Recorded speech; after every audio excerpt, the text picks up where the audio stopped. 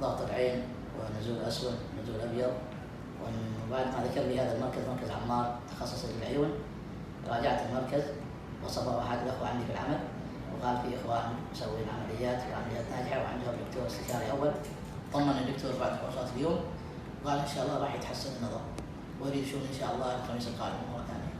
واشكره صراحه جزيل الشكر على ما قدم لي من نصح وما قدم لي من تخفيض بالعمليه وما قدم لي من اهتمام بالعمليه.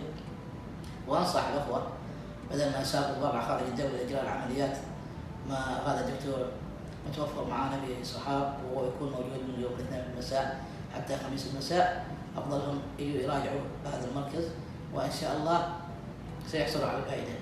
وهذا كل شيء باذن الله سبحانه وتعالى. واشكرهم جزيلا.